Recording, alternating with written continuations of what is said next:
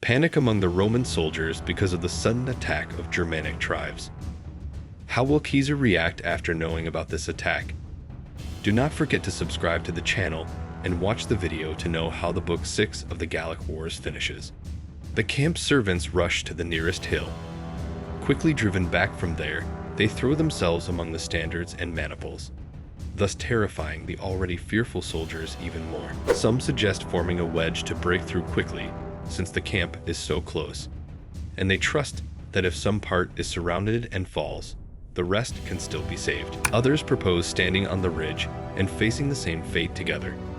The experienced soldiers, whom we mentioned had left under a single standard, did not approve of this. Therefore, they encourage each other, and under the leadership of Gaius Trebonius, a Roman knight who was in command of them, they'd break through the enemy lines and miraculously all reach the camp safely.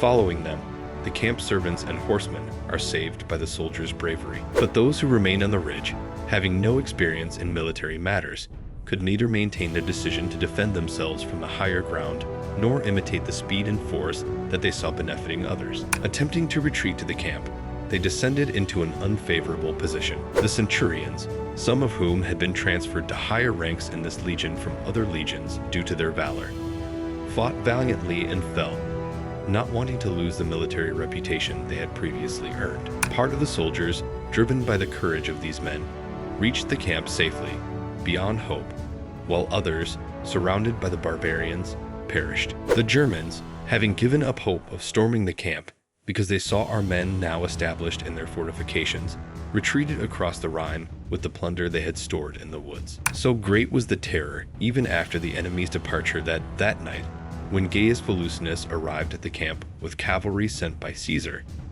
he could not convince them that Caesar and his army were safe. Fear had so overwhelmed their minds that they almost believed that all the troops had been destroyed and that the cavalry had returned from flight. They insisted that the Germans would not have dared to attack the camp if the army were intact.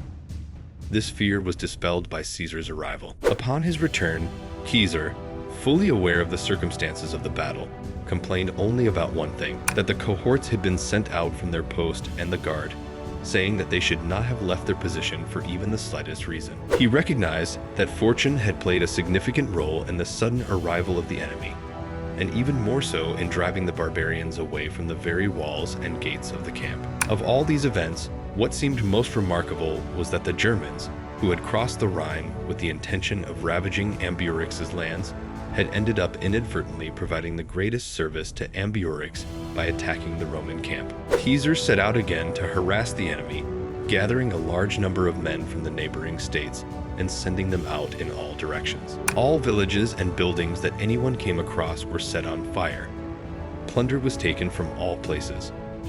Crops were consumed not only by the large number of animals and men, but also by the season and the rains, so that even those who had hidden themselves for the moment would inevitably perish from lack of resources once the army departed. Often, they came so close, dividing the cavalry in all directions, that the captives would claim they had just seen Ambiorix fleeing, and that he had barely escaped from view, spurring them on with the hope of catching him. The captives, motivated by the belief that they would earn great favor from Caesar, almost overcame nature with their zeal. It always seemed that just a little was missing for complete success, and Ambiorix would escape through hiding places or forests, seeking other regions and areas, protected by no more than 4 horsemen, the only ones he trusted with his life. After devastating the regions in this manner, Caesar led the army back to Dura Quartorum of the Remi with the loss of only 2 cohorts. He summoned an assembly to that part of Gaul to investigate the conspiracy of the Senones and Carnudes,